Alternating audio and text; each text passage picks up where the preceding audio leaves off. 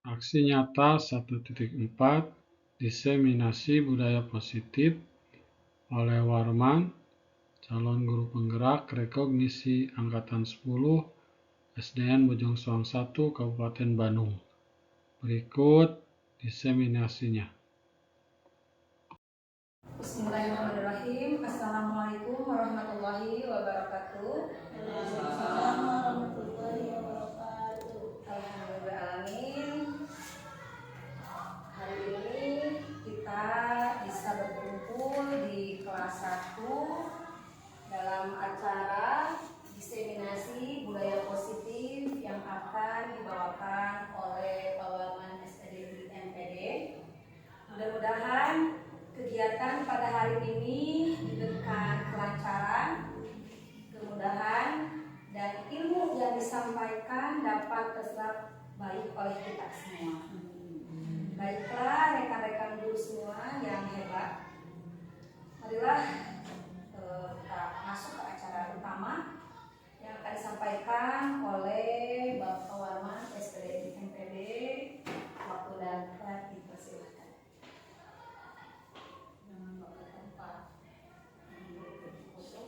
Ya, terima kasih kepada Ibu pembawa acara. Terima kasih pula kepada guru-guru yang telah hadir untuk kita melaksanakan diseminasi ini. Bismillahirrahmanirrahim. Assalamualaikum warahmatullahi wabarakatuh. Bismillah, alhamdulillah, wassalatu wassalamu ala rasulillah. Asyhadu an la ilaha illallah wahdahu la syarika lah. Asyhadu anna Muhammadan abduhu wa rasuluhu ala Ibu sekalian, bahwa diseminasi budaya positif ini merupakan akhir dari modul 1 dalam modul guru penggerak, yaitu modul 1.4, yaitu tentang budaya positif. Nah, pada kesempatan ini ada beberapa hal yang akan Bapak diseminasikan, yaitu diantaranya pertama yaitu konsep modul 1.4 budaya positif. 1. Disiplin positif dan nilai-nilai kebajikan. 2. Teori motivasi, hukuman dan penghargaan. 3. Keyakinan kelas. 4. Kebutuhan dasar manusia dan dunia berkualitas. 5. Restitusi 5 posisi kontrol. Yang keenam, restitusi segitiga restitusi. Apa ini? Ya, nanti kita bahas satu persatu.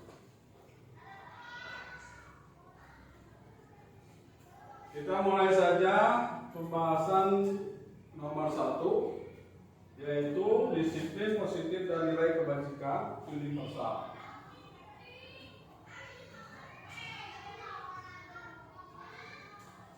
Disiplin positif dan nilai kebajikan universal. Nah, disiplin positif, Ki Hajar Dewantara mengatakan bahwa untuk mencapai kemerdekaan atau dalam konteks pendidikan saat ini, untuk menciptakan murid yang merdeka, syarat utamanya adalah harus disiplin yang kuat. Disiplin yang dimaksud adalah disiplin diri yang memiliki motivasi internal, maka kita memerlukan pihak lain untuk mendisiplinkan kita atau motivasi eksternal. Karena berasal dari luar, bukan berasal dari diri kita. Jadi maksudnya begini, ibu-ibu, bahwa disiplin itu ada dua. Munculnya bisa dari diri dan bisa dari orang lain yang mendisiplinkan. Kalau kita sudah terbiasa disiplin dan muncul dari diri, kebiasaan, ya itu namanya disiplin yang berasal dari internal. Ada juga yang misalnya kita datang pagi itu karena disuruh oleh atasan, berarti itu adalah mendisiplinkan diri secara eksternal karena bukan berasal dari diri kita sendiri. Selanjutnya pemikiran Ki Hajar Dewantara ini sejalan dengan ahli dari barat juga, yaitu namanya Diana Gosen dalam bukunya Restructuring School Discipline. Ini terbitan tahun 2001. Diana menyatakan bahwa kata disiplin berasal dari bahasa Latin disciplina yang artinya belajar. Kata disiplin juga berasal dari akar kata yang sama dengan disiplin atau murid dari pengikut. Untuk menjadi seorang murid atau pengikut, seseorang harus paham betul alasan mengapa mereka mengikuti suatu aliran atau ajaran tertentu, sehingga motivasi yang terbangun adalah motivasi intrinsik bukan ekstrinsik. Ya, lanjut ke nilai-nilai kebajikan universal. Nilai-nilai kebajikan universal sendiri berarti nilai-nilai kebajikan yang disepakati bersama lepas dari suku bangsa, agama, bahasa maupun latar belakangnya. Nilai-nilai ini merupakan paling besar dari sikap dan perilaku kita, atau nilai-nilai ini merupakan fondasi kita berperilaku. Nilai-nilai kebajikan adalah sifat-sifat positif manusia yang merupakan tujuan mulia yang ingin dicapai setiap individu. Kita lanjut. Seperti yang telah dikemukakan oleh Dr. William Glasser pada teori kontrol, menyatakan bahwa setiap perbuatan memiliki suatu tujuan. Dan selanjutnya Diana Gosen tahun 1998 dalam bukunya mengungkapkan bahwa dengan menaikkan nilai-nilai kebajikan yang diyakini di seseorang, maka motivasi intrinsiknya akan terbangun, sehingga menggerakkan motivasi dari dalam untuk dapat mencapai tujuan mulia yang diinginkan. Nilai-nilai kebajikan yang ingin dicapai oleh setiap anak Indonesia yang kita kenal dengan profil pelajar Pancasila. Nah, di sini kita lihat seseorang nilai-nilai kebajikan yang diyakini seseorang, maka motivasi intrinsiknya akan terbangun. Intrinsik apa tadi intrinsiknya? Bahwa itu disiplin, nilai-nilai kebajikan, disiplin itu munculnya dari dalam diri. Jadi karena sadar dia akan nilai-nilai kebajikan ini. Nanti teori-teori ini kita kupas tuntas. Nanti ibu akan tercerahkan dengan sendirinya. Sekarang kan agak bingung nih, nanti tercerahkan. Teori motivasi, yang kedua teori motivasi hukuman dan penghargaan. Nah, teori motivasi, nah orang termotivasi itu karena apa? Pertama, untuk menghindari dari ketidaknyamanan atau hukuman. Yang kedua, untuk mendapatkan imbalan atau penghargaan dari orang lain. Yang ketiga, untuk menjadi orang yang mereka inginkan dan menghargai diri sendiri dengan nilai-nilai yang mereka percaya. Ibu, Burian misalnya, kenapa Burian datang ke sini jam 7? Dari yang ketiga ini yang mana?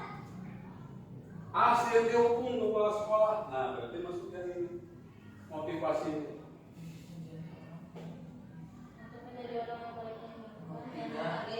Nah, itu idealnya begitu.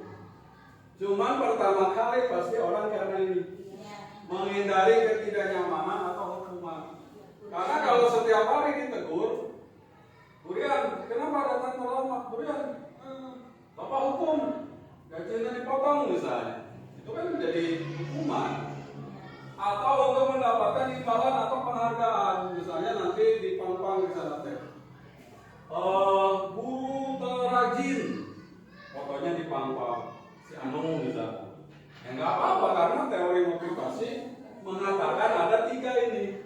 Tapi yang paling bagus nih, Bu Haji itu yang ketiga tuh. Untuk menjadi orang yang mereka inginkan dan menghargai diri sendiri dengan nilai-nilai yang mereka percaya. Kalau ini kan maksudnya mungkin dia bawa ini nilainya nilai kebajikan. Jadi dengan disiplin saya akan makin semangat dan nilainya mungkin saya sekalian beribadah saja. Ini kan di samping mempunyai nilai juga karena ya berpahala juga seperti itu. Nah, kita lihat untuk menghindari ketidaknyamanan atau hukuman. Ini adalah tingkat terendah dari motivasi perilaku manusia.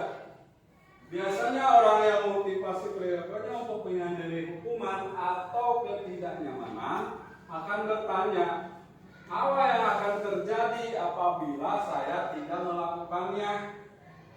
Sebenarnya mereka sedang menghindari permasalahan yang mungkin muncul dan berpengaruh pada mereka secara fisik, psikologis maupun tidak terpenuhinya kebutuhan mereka.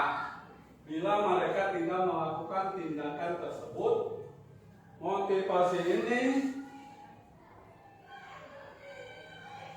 bersifat eksternal. Nah, motivasi ini bersifat eksternal. Kenapa eksternal? Karena tadi melakukan disiplin itu, misalnya anak ini kan, ini bisa berlaku pada anak, bisa berlaku pada guru, bisa berlaku pada siapa saja. Misalnya pada anak, taruhlah anak siapa yang suka terlambat? Si Radit misalnya. Radit. Kenapa si Radit dia suka terlambat? Karena dia menghindari hukuman. Berarti motivasi dia menghindari hukuman itu karena datang dari wali kelasnya, bukan dari dirinya sendiri. Mulai mengerti apa yang dimaksud yang kita bicarakan? Mulai tergambar kan? Kemana nanti arahnya? Kita lanjut ke yang kedua. Untuk mendapatkan imbalan atau penghargaan. Satu tingkat di atas motivasi yang pertama, yaitu menghindari ketidaknyamanan dan hukuman. Di sini orang berperilaku untuk mendapatkan imbalan atau penghargaan dari orang lain. Orang dengan motivasi ini akan bertanya, apa yang akan saya dapatkan apabila saya melakukannya? Mereka melakukan sebuah tindakan untuk mendapatkan pujian dari orang lain yang menurut mereka penting dan mereka letakkan dalam dunia berkualitas mereka. Mereka juga melakukan sesuatu untuk mendapatkan hadiah, pengakuan atau imbalan. Motivasi ini juga bersifat eksternal. Tadi kan ada yang dari dalam, ada yang dari luar. Yang kedua ini berasal dari luar. Ada nggak orang seperti ini? Ada, makanya ini dimasukkan ke dalam teori. Siapa? Ya kita cari di antara anak kita yang seperti ini. Yang ketiga, untuk menjadi orang yang mereka inginkan dan menghargai sendiri sendiri dengan nilai yang mereka percaya. Orang dengan motivasi ini akan bertanya, akan menjadi orang yang seperti apa bila saya melakukannya? Mereka melakukan sesuatu karena nilai-nilai yang mereka yakini dan hargai, dan mereka melakukannya karena mereka ingin menjadi orang yang melakukan nilai-nilai yang mereka yakini tersebut. Ini adalah motivasi yang membuat seseorang memiliki disiplin positif, karena motivasi berperilakunya bersifat internal bukan eksternal. Nah ini ketika bertanyanya, akan menjadi orang seperti apa apabila saya melakukannya. Jadi lamun kesiangan wae misalnya, dia mau jadi apa? Mau jadi pemalas. Nah, jadi ini muncul dari dalam diri sendiri. Nanti kita tanya jawab kalau masih kurang. Kita lanjut saja. Nah, sekarang yang ketiga, keyakinan kelas. Ada yang tahu apa keyakinan kelas itu? Kesepakatan kelas. Tuh, kalau dulu itu pelaturan kelas. Kalau bahasa sekarang itu keyakinan kelas. Apa itu? Kita bahas. Keyakinan kelas bersifat lebih abstrak daripada peraturan yang lebih rinci dan konkret. Kalau peraturan biasanya dipangkal, tidak boleh, harus. Tapi kalau keyakinan kelas bersifat lebih abstrak, berarti ada yang tersurat juga. Keyakinan kelas berupa pernyataan-pernyataan universal. Pernyataan-pernyataan universal itu contohnya apa yang bersifat umum? Kalau saya tidak mengerjakan tugas, maka saya tidak akan menjadi orang yang pintar. Pernyataan keyakinan kelas senantiasa dibuat dalam bentuk positif. Berarti tadi salah. Kalau positif itu tidak ada kata jangan, tidak ada kata tidak boleh.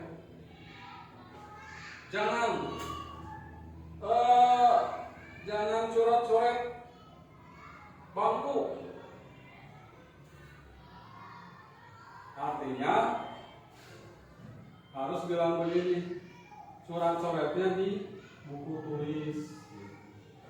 Artinya kan jangan coret-coret di bangku. Yang keempat, keyakinan kelas sebenarnya tidak terlalu banyak sehingga mudah diingat dan dipahami oleh semua warga kelas. Nanti ini urusannya dengan disiplin tadi ada kaitannya. Keyakinan kelas sebaiknya sesuatu yang dapat diterapkan di lingkungan tersebut, artinya untuk di kelas atau di sekolah. Semua warga kelas hendaknya ikut berkontribusi dalam pembuatan keyakinan kelas lewat kegiatan curah pendapat. Jadi kalau nanti ibu akan membuat keyakinan kelas itu, harus semuanya dilibatkan anak itu. Suruh bicara. Kalau kepala sekolah, guru itu harus dilibatkan semua. Ini kan bisa ke kepala sekolah, bisa ke kepala sekolah ke guru, atau bisa guru ke murid. Bersedia meninjau kembali keyakinan kelas dari waktu ke waktu, jadi evaluasi. Prosedur pembentukan keyakinan sekolah atau keyakinan kelas. 1. Mempersilakan warga sekolah atau murid-murid di sekolah atau kelas untuk mencurahkan pendapat tentang peraturan yang perlu disepakati di kelas atau di sekolah atau di kelas. Kalau di sekolah mungkin yang lebih umum bahwa setiap hari Senin harus memakai baju putih-putih. Setiap hari Kamis memakai baju adat seperti itu. Termasuk nanti di kelas juga ibu-ibu bisa membuat keyakinan kelas. Yang kedua, mencatat semua masukan para murid dari warga sekolah di papan tulis atau di kertas besar, di mana semua anggota kelas warga sekolah bisa melihat hasil curah pendapat. Yang ketiga, susunlah keyakinan kelas sesuai prosedur pembentukan keyakinan sekolah atau kelas. Gantilah kalimat-kalimat dalam bentuk negatif menjadi positif. Contoh kalimat negatif, jangan berlari di kelas atau koridor. Kalimat positifnya, berjalanlah di kelas atau koridor. Jangan ada kata-kata kembali daftar surat pendapat yang sudah dicatat. Anda mungkin akan mengetahui bahwa pernyataan yang tertulis di sana masih banyak yang berupa peraturan-peraturan. Selanjutnya, ajak warga sekolah, garis miring murid-murid untuk menemukan nilai kebajikan atau keyakinan yang dituju dari peraturan tersebut. Contoh, berjalan di kelas, dengarkan guru, datanglah tepat waktu, berada di bawah satu payung, yaitu keyakinan untuk saling menghormati atau nilai kebajikannya hormat. Keyakinan inilah yang dimasukkan dalam daftar untuk disepakati. Kegiatan ini juga merupakan pendalaman untuk peraturan keyakinan sekolah dari kelas. Banyak peraturan nanti dirangkum, dihimpun dalam satu payung, maksudnya satu wadah, namanya hormat. Kalau anak-anak, guru sedang menerangkan, anak-anak jalan-jalan, itu hormat tidak? Tidak. Makanya berjalan di bawah apa? Berjalan di kelas, tidak mendengarkan guru, tidak datang tepat waktu, nanti dirangkum dalam nilai kebajikannya yaitu hormat. Nanti kita praktek. Ini teori dulu. Tinjau ulang keyakinan sekolah, garis miring kelas secara bersama-sama. Seharusnya setelah beberapa peraturan telah disatukan menjadi beberapa keyakinan, maka jumlah butir pernyataan keyakinan akan berkurang. Sebaiknya keyakinan sekolah, garing kelas tidak terlalu banyak, bisa berkisar antara 3 sampai 7 prinsip keyakinan. Bila mana terlalu banyak, maka warga kelas akan sulit mengingatnya dan akibatnya sulit dijalankan. Seperti tadi kan, kalau peraturan itu kan biasanya terpampang, itu lebih jelas. Kalau keyakinan kelas itu abstrak, dia sudah ada di kepala. Bahwa kalau membuang sampah pada tempatnya itu melanggar keyakinan kelas nggak? Atau keyakinan sekolah? Melanggar, nanti dia akan ingat dengan sendirinya. Motivasinya bukan karena ada guru. Guru pulang ke tempat sampah. Gak ada guru, cuek saja. Nah ini maksudnya. Jadi kalau peraturan kelas itu tertulis, buanglah sampah pada tempatnya. Kalau peraturan. Tapi keyakinan kelas atau keyakinan sekolah, ini kenapa sekolah atau kelas? Karena bisa diterapkan di sekolah atau dalam lingkup kecilnya di kelas. Nah nanti di kelas bisa diterapkan, anak itu dengan sendirinya, tanpa ada guru, tanpa ada siapa. Tadi kembali lagi ke motivasi internal. Dia dengan sendirinya akan sadar, oh buang sampah bukan pada tempatnya teh, itu melanggar keyakinan kelas. Seperti itu. Nanti kita bahas. Setelah keyakinan sekolah atau kelas selesai dibuat, maka semua warga kelas dipersilakan meninjau ulang dan menyetujuinya dengan menandatangani keyakinan sekolah garing kelas tersebut, termasuk guru dan semua warga atau murid. Nah, keyakinan kelas selanjutnya bisa ditempelkan di dinding juga.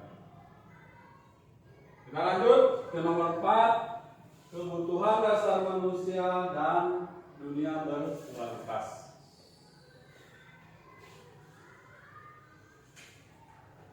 Tema kebutuhan dasar manusia.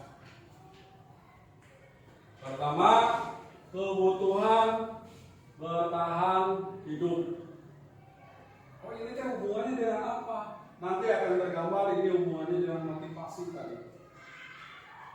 Dengan motivasi. Apa hubungannya dengan disiplin? Nanti akan tergambar. Hubungannya dengan disiplin itu apa?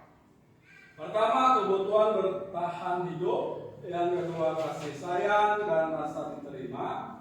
yang ketiga penguasaan, yang keempat kebebasan, dan yang kelima kesenangan. Kita bahas satu-satu. Kebutuhan bertahan hidup, survival, adalah kebutuhan yang bersifat fisiologis. Fisiologis itu tubuh. Untuk bertahan hidup, misalnya kesehatan, rumah, dan makanan. Kebutuhan biologis sebagai bagian dari proses reproduksi, termasuk kebutuhan untuk bertahan hidup. Komponen psikologis pada kebutuhan ini meliputi kebutuhan akan perasaan aman. Nah, dalam kasus Doni nanti ada kasusnya seperti itu. Kita lanjut. Kebutuhan akan kasih sayang dan rasa diterima. Kebutuhan ini ada tiga. Kebutuhan ini dan tiga berikutnya maksudnya merupakan kebutuhan psikologis. Kebutuhan untuk disayangi dan diterima meliputi kebutuhan akan hubungan dan koneksi sosial. Kebutuhan untuk memberi dan menerima kasih sayang, dan kebutuhan untuk merasa menjadi bagian dari suatu kelompok. Kebutuhan ini juga meliputi keinginan untuk tetap terhubung dengan orang lain, seperti teman, keluarga, pasangan hidup, teman kerja, binatang peliharaan, dan kelompok di mana kita tergabung. Nah, manusia itu butuh kasih sayang dan rasa diterima. Artinya apa? Butuh dia bersosialisasi, berkelompok. Nah, yang ketiga, penguasaan.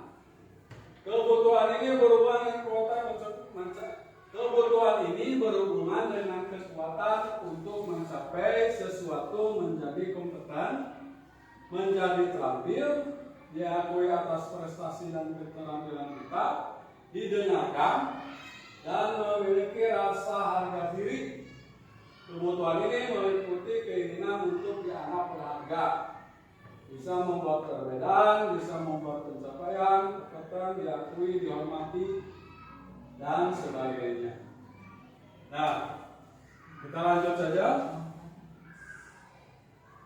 Kebutuhan untuk kebebasan. Kebutuhan untuk bebas adalah kebutuhan akan kemandirian, otonom, memiliki pilihan, dan mampu mengendalikan arah hidup seseorang.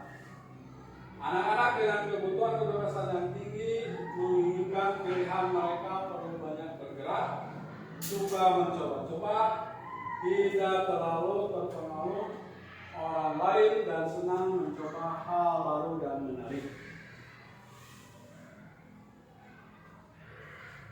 Kebutuhan untuk merasa senang.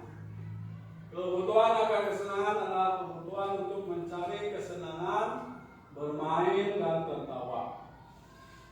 Bayangkan hidup tanpa kenikmatan apapun betapa menyedihkan. Biasa menghubungkan kebutuhan akan kesenangan dengan belajar. Semua hewan dan tingkat intelijensi tinggi, anjing, lumba-lumba, primata, bermain. Saat mereka bermain, mereka mempelajari keterampilan hidup yang penting. Kebutuhan ini apa? Nanti ketika kita dalam menghadapi kasus, anak-anak itu tiba-tiba misalnya Bu Haji mendapati ada anak yang kedai cicing misalnya. Itu nanti dihubungkan dengan kebutuhan 5 ini, sehingga akan termotivasi. Dunia berkualitas.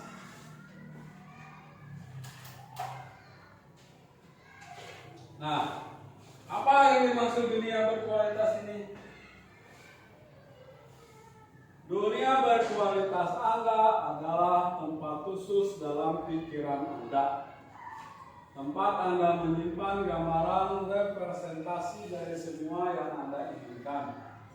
Bisa berisi orang-orang, hal-hal, dan apa saja yang terbaik dalam hidup Anda, dan membuat Anda merasa bahagia dan terpenuhi kebutuhan dasar Anda. Kebutuhan dasar itu apa?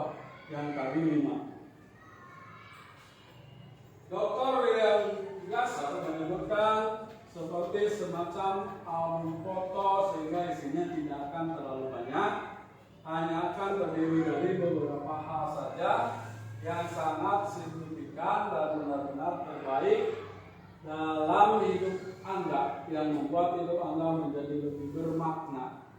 Kebutuhan dasar bersifat lebih umum dan universal, sedangkan dunia berkualitas lebih unik dan personal.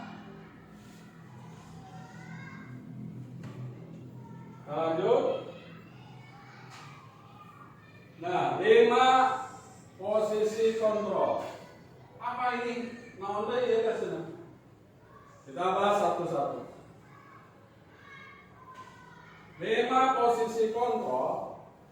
Pertama yaitu penghukum. Yang kedua pembuat rasa bersalah. Yang ketiga teman. Yang keempat pemantau. Yang kelima manajer. Coba Bu Nisa ngerti nggak ini maksudnya apa? Nggak tahu. Kita lihat satu-satu, nanti ngerti dengan sendiri.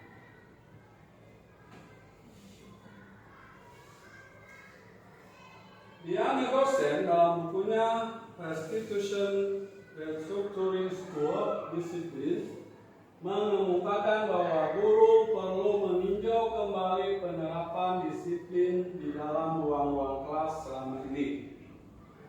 Apakah telah efektif, apakah terpusat, memerdekakan, dan memandirikan murid, bagaimana dan mengapa. Melalui serangkaian riset dan berdasarkan pada teori kontrol Dr. William, dosen berkesimpulan ada 5 posisi kontrol yang diterapkan seorang guru, orang tua ataupun atasan dalam melakukan kontrol.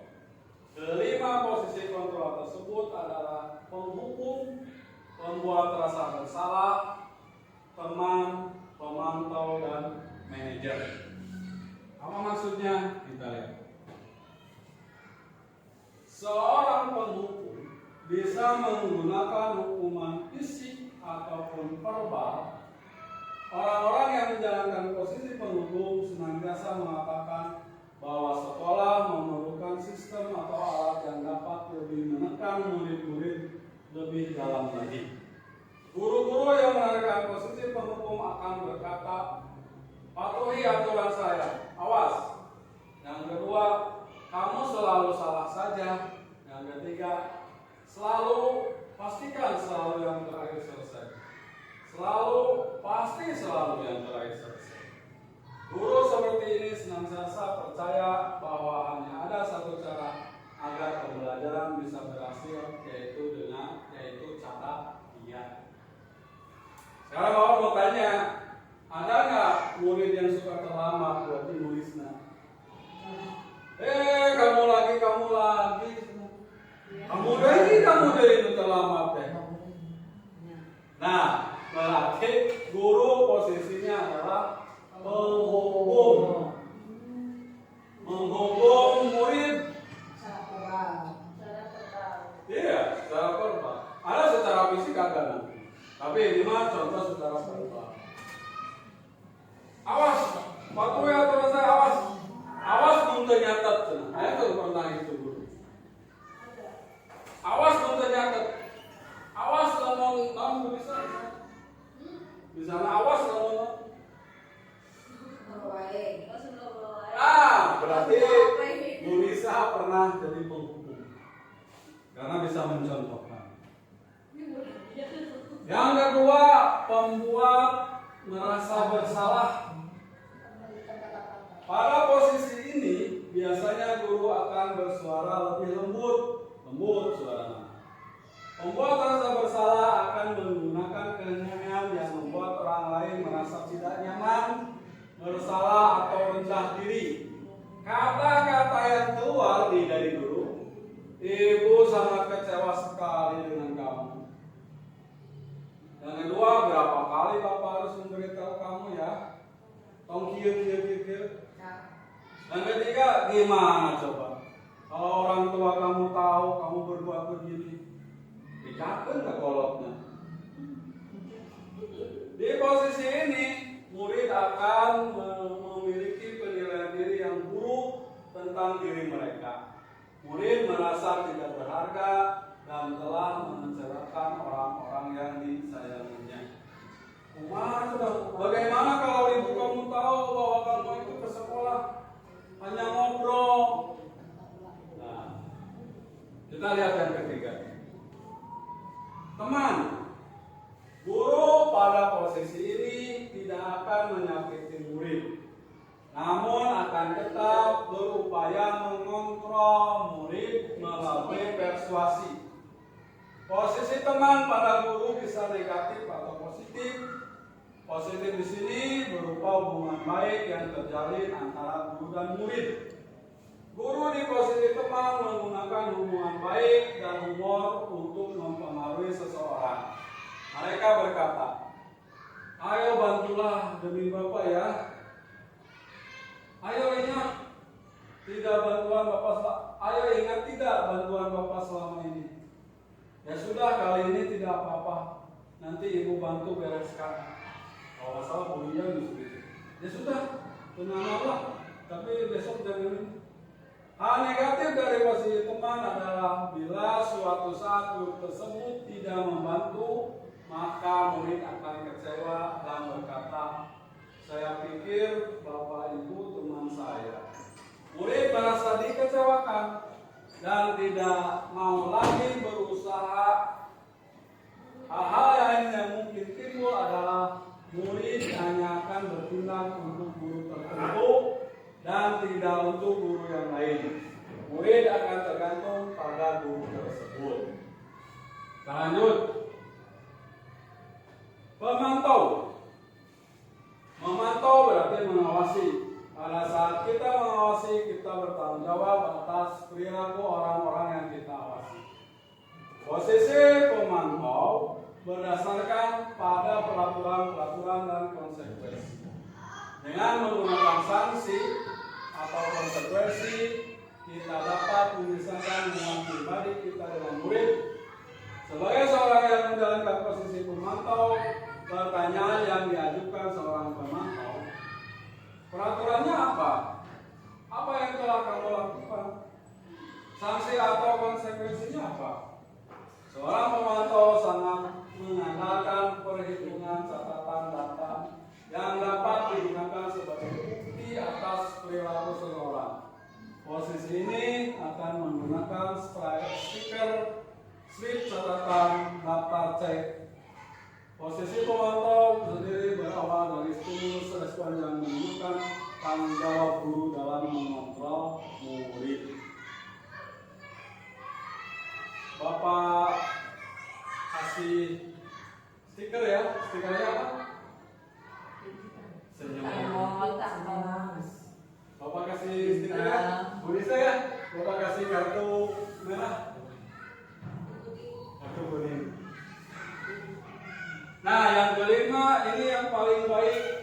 Posisi terakhir adalah manajer. Adalah posisi di mana guru berbuat sesuatu bersama dengan murid, mempersilahkan murid mempertanggungjawabkan perilakunya, mendukung murid agar dapat menemukan solusi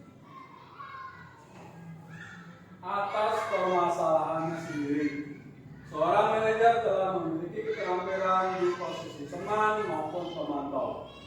Dengan demikian bisa jadi di waktu-waktu tertentu kembali kepada kedua posisi tersebut bila diperlukan. Namun bila kita menginginkan menjadi manusia yang merdeka, mandiri dan bertanggung jawab, maka kita perlu mengacu pada restitusi yang dapat menjadikan diri kita seorang manajer bagi dirinya. Nah, ini yang dikatakan oleh seorang manajer. Guru sebagai manajer. Apa yang kita yakini?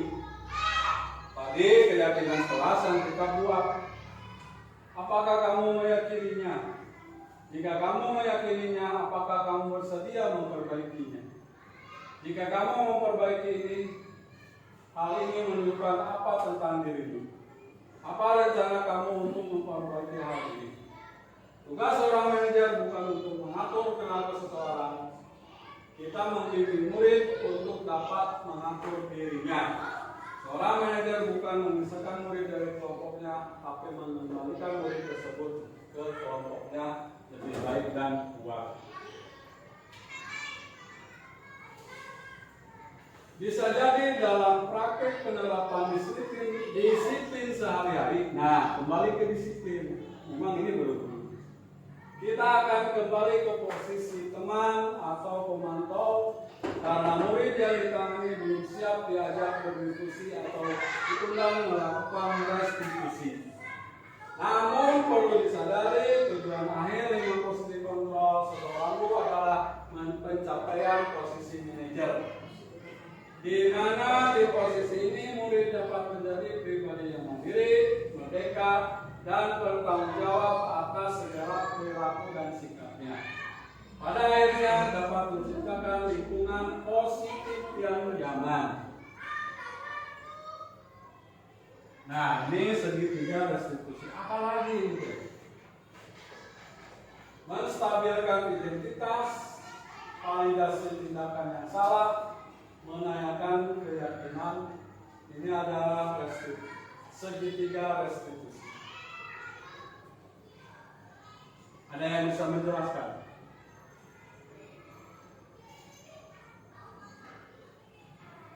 Si Nathan dan si Yusuf gelut, pakaian baju, dia berkelahi dan bajunya dikenyang, bajunya itu ditarik sehingga kancingnya copot gitu, sehingga kancingnya copot tiga. Datang Bu Eli, digorokan ke Bu Eli kedua. Jangan berkali harus sini kan. Apa yang dilakukan oleh Bu Eli? Nah, kalau menurut segitiga restitusi, langkah yang perlu ditanyakan, lakukan pertama yaitu menstabilkan identitas. Artinya apa? Jangan bercerita anaknya. Udah si anak gitu.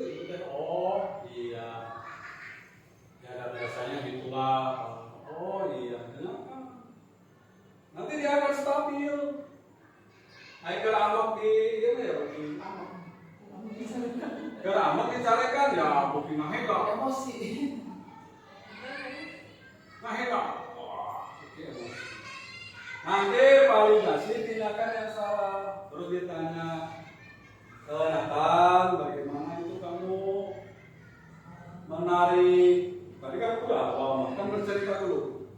Menstabilkan identitas, nanti dia bercerita apa yang berbahasa salah, salah benar, salah mimitina, salah yuk, cerita. Gimana Nah, nanti setelah itu katanya, Nathan, kamu itu menarik baju hingga copot itu. Itu teh, gimana tindakan itu teh? Benar atau tidak? Seperti itu. Nah, nanti akan menanyakan keyakinan kelas itu. Coba kalau sudah copot kancingnya 3, apa yang akan kamu lakukan untuk membetulkan baju itu? Terus Nathan, apa? Bu, dilem we bu. Jadi temanya dilem. Di kaput we. Jadi bu di kaput. Bu gimana? Saya kan nggak bisa menjahit. Jadi bu Ibu punya solusi. Coba kamu datang ke Bu Mutakila, yaitu pintar menjahit. Kamu belajar menjahit, belajar dengan kancing. Ngacingan. Sinatan teh. Oh iya, ayo tuh orang belajar kamu mutakila. Akhirnya diselesaikan baju si Yusuf itu bener deh. Nanti kita praktek. Jadi intinya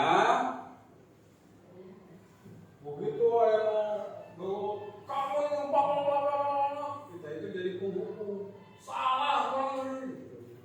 Nah, ada kayaknya begitu kan? Nah, ini menstabilkan identitas itu. Coba baca aja, ini menstabilkan. Nanti ini teori-teori dulu, nanti kita praktekkan pelan-pelan. Teori kan harus penuh. Nanti Bapak kasih lapor poinnya, baca sendiri. Tapi kalau pelajaran dewasa itu, andragogi itu memang harus dibacakan, harus dilihatkan seperti itu. Nanti gini ke ibu teh dalam menstabilkan itu nanti ke Bu Eri itu ke Nathan itu bilang ini, oh nggak apa-apa, itu biasa.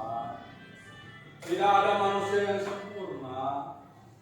Oh, orang lain juga pernah melakukan itu, pernah berkelahi di sekolah. Nggak apa-apa. Kita bisa menyelesaikan. Tenang aja. Nah, nanti ibu kan pas salah-salah gitu. Nanti ibu bilang ini, Bapak dan Ibu tidak tertarik mencari siapa yang salah, tapi Bapak dan Ibu ingin mencari solusi dari permasalahan ini.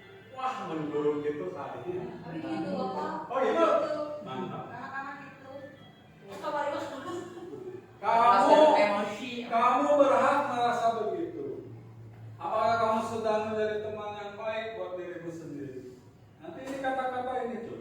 Maka kita harus mengakhiri si anak dengan cara mengatakan kalimat-kalimat begini. Kita baca dari atas. Coba baca. Nah, kita lanjut. Tentu akan sulit melakukan eksekusi bila anak yang berbuat salah terus berfokus pada kesalahannya.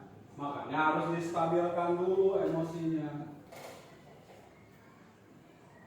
Nah, validasi tindakan. Nah, lalu ditanya, kamu pasti punya alasan mengapa melakukan hal itu. Kamu patut bangga pada dirimu karena kamu telah melindungi sesuatu yang penting buatmu. Misalnya gini, mudah saya tama mahina saha, mahina mama. Nah, lagi udah, kamu patut bangga pada dirimu sendiri karena kamu telah melindungi ibu kamu misalnya. Ini hanya sekedar validasi tindakan yang salah, bukan membenarkan. Kamu boleh mempertahankan sikap itu, tapi kamu harus menambahkan sikap yang baru. Nah, setelah itu baru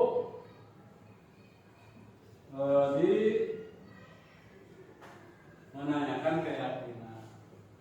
Apakah yang kita percaya sebagai atau keyakinan terhadap keluarga?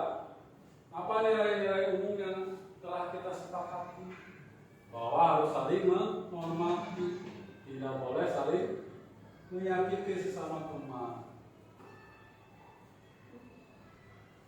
Apa bayangan kita tentang kelas yang ideal? Kamu mau jadi orang yang seperti apa? Ya seperti itu. Selesai. Thank you. Terima kasih atas perhatiannya. Ini teori tentang budaya positif. Ada yang mau bertanya? Ada yang mau bertanya?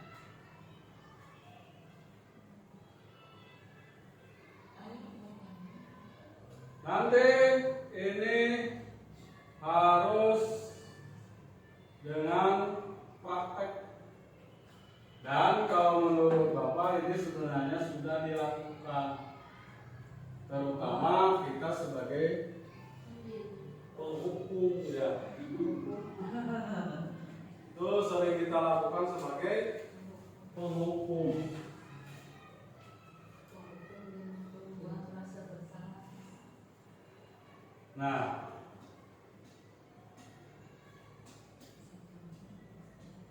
Nah, sebagai penghukum ini hubungannya, ini yang paling rendah, ini yang kedua terendah, ini ketiga terendah, keempat terendah, ini yang paling bagus.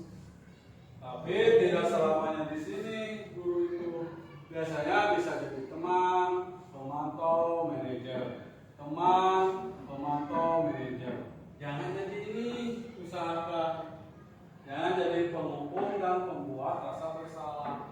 Kalau penghukum ini nanti akan membuat anak menjadi dendam, apalagi terhadap anak SMA atau SMP. Awas begitu enggak bisa seperti itu. Kalau ke anak yang lebih dewasa. Nah, pembuat rasa bersalah, jadi anak merasa inilah pernah merasa gagal, tidak berharga, ya seperti itu. Ya sudah, kalau cukup, nanti ke depan kita lanjutkan dengan praktek, karena ini harus dipraktekkan. Aksi nyatanya harus dipraktekkan. Nih, misalnya bawa tanya nih.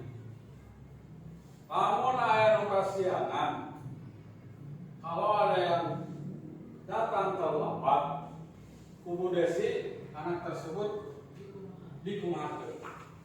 Ditanya dulu kenapa kesiangan, alasannya kenapa.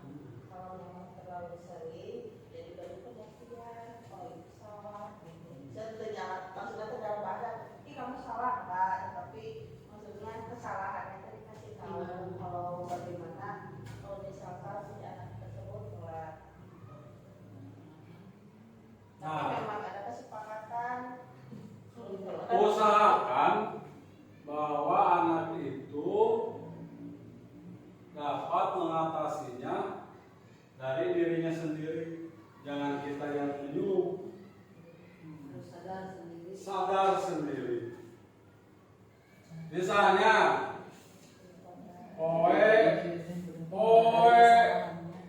pelajaran olahraga hari apa? Hari Kamis.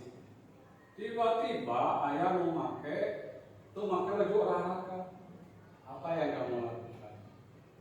Menanyakan dulu. Nah, gimana nanya? Kamu kenapa mau pakai baju olahraga? Terus? Gitu.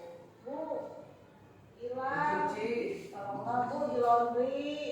Gitu. Ya paling konfirmasi dulu ke Pak guru olahraga, dikasih tahu kalau nanti lagi harus mempersiapkan bajunya sendiri, jangan diusahain sama orang tua. Emang begitu? Kamu harus kebiasaan. Kamu deh untuk pakai baju olahraga. Tuh anger. Nah, kamu selalu saja sama. Kamu lagi. Ini kan redaksinya sama. Seharian kami jadi orang tua. Lamun biasanya nonton lama tulis, kasihnya apa aja? Nonton lama tulis gitu. Kamu deh. Terus kebiasaan. Aduh nangis. Pastilah. Bukan pasti. Cek bapak mah semuanya pernah melakukan ini lah. Iya. Pernah lah. Saya tadi. Ya, nggak apa-apa sih. Tapi nanti ke depan, karena kata si dosen ini bahwa guru perlu meninjau kembali penerapan disiplin di dalam ruang-ruang kelas selama ini. Jadi apa yang kita lakukan itu ternyata ada yang kurang tepat. Nah ini dari modul 1.3 Jadi ke depan 1.4, 1.1, 1.2, 1.4. Ini yang akan dipelajari oleh guru penggerak. Makanya Bapak mengimbau ke ibu-ibu kalau yang memenuhi syarat ikut saja. Nggak akan sekali mengerti, nggak akan sekali mengerti. Pertama biasa pakai. Tapi nanti kita terbuka wawasan. Oh iya, seperti itu. Ya kalau tidak ada, terima kasih atas perhatiannya. Mohon maaf. Terima kasih. Mohon maaf. Assalamualaikum warahmatullahi wabarakatuh. Waalaikumsalam.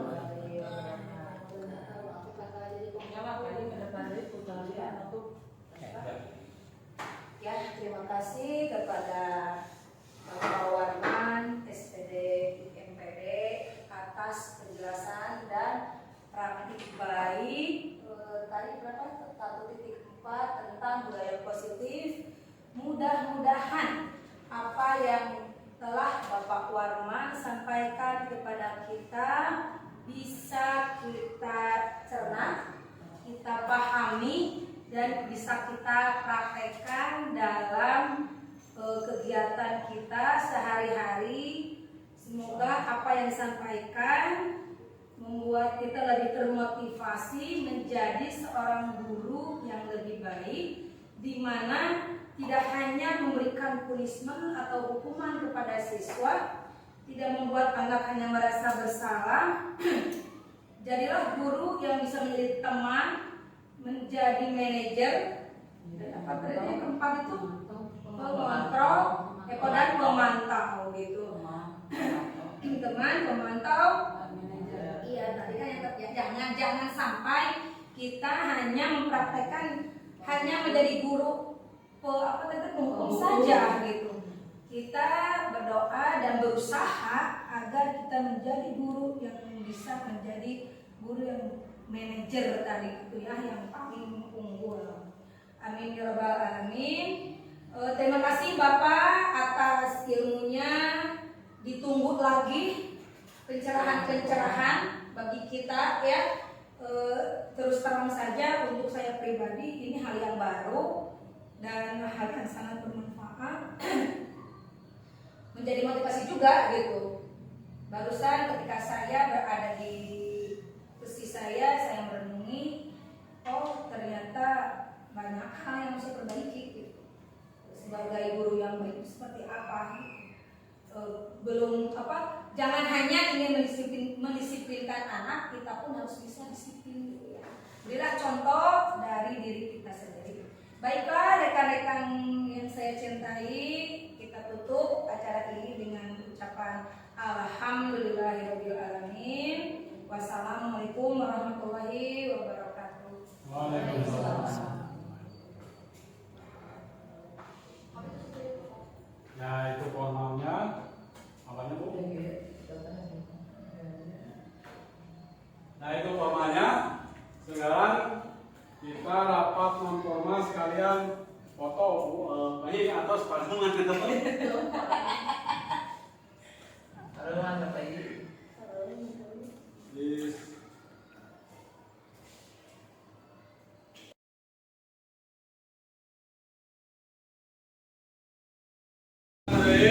Assalamualaikum warahmatullahi wabarakatuh. Waalaikumsalam warahmatullahi wabarakatuh. Anak-anak, pada kesempatan ini kita akan membuat keyakinan kelas. Nanti kita sepakati dan kalian tulis keyakinan apa yang akan kalian tulis di sini. Nanti setelah ditulis di sini kalian tempel di sini ya. Kalian tempel di sini. Nanti kan banyak, nanti akan Bapak lihat. Kalau yang sama nanti akan diseleksi dan nanti tinggal keyakinan kelas. Sekarang Bapak bagikan, kalian tulis.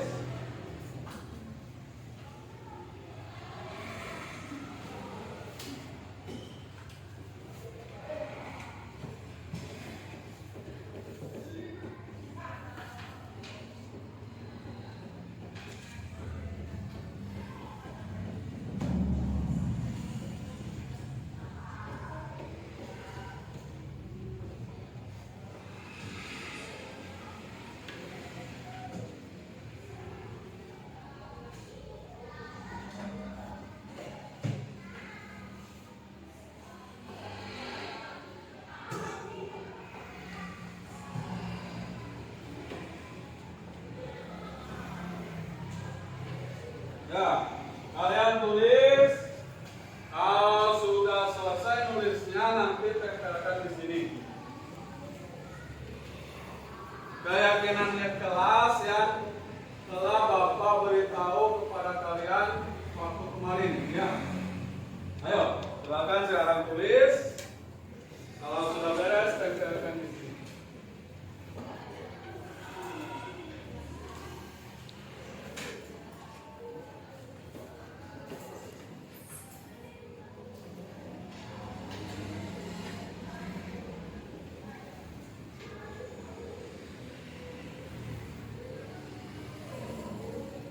Ya, kamu tempel di sini.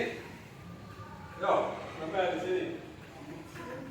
Itu udah rajin. Kita satu aja. Dan Bapak nyuruh satu. Oh, tulis, tempel di sini. Ininya dibuka nih belakangnya. Oh, tempel ya. Nih. Satu aja, jangan banyak-banyak. Sampai yang sudah tempel ya.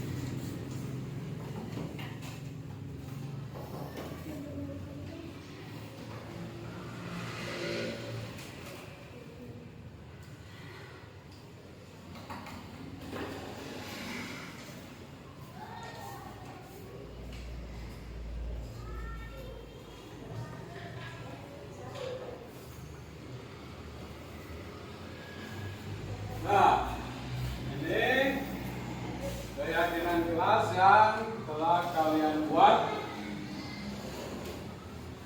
Rajin belajar, menghargai ada 2, support 1,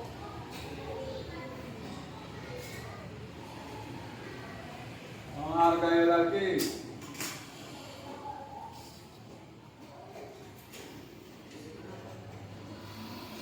Menghormati, menghormati,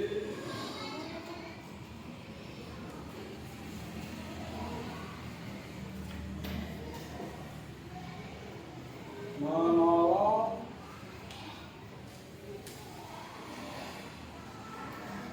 rajin belajar, rajin belajar, menghargai. Nah, berarti setelah Bapak seleksi ada 1, 2, 3, 4, 5, 6, 7. 7 yang merupakan ini saling menghormati ada lagi. Berarti hanya ada 1, 2, 3, 4, 5, 6. Nanti yang 6 ini akan Bapak tempel di sini di kertas dan menjadi keyakinan kelas kalian. Dan harus disepakati bersama. Ya, terima kasih. Kita mulai besok keyakinan kelas ini akan diterapkan. Terima kasih. Wassalamualaikum warahmatullahi wabarakatuh.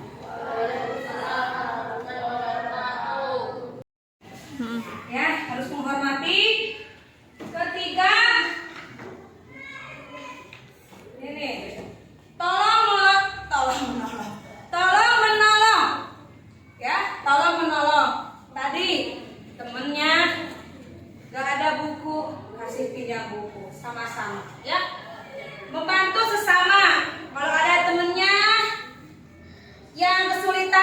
membantu menjaga kebersihan. Boleh buang sampah sembarangan? Jangan. Boleh makan di kelas? Jangan. Ya, itu hampir semua sama. Intinya ini. Jadi kesepakatan kelas kita pertama, saling menyayangi, saling menghormati, tolong menolong, menjaga kebersihan, membantu sesama. Ya, baiklah. Kesepakatan kelas sudah kita buat, keyakinan kelas telah kita buat. Kita laksanakan di kelas kita dengan sebaik mungkin. Terima kasih anak-anak.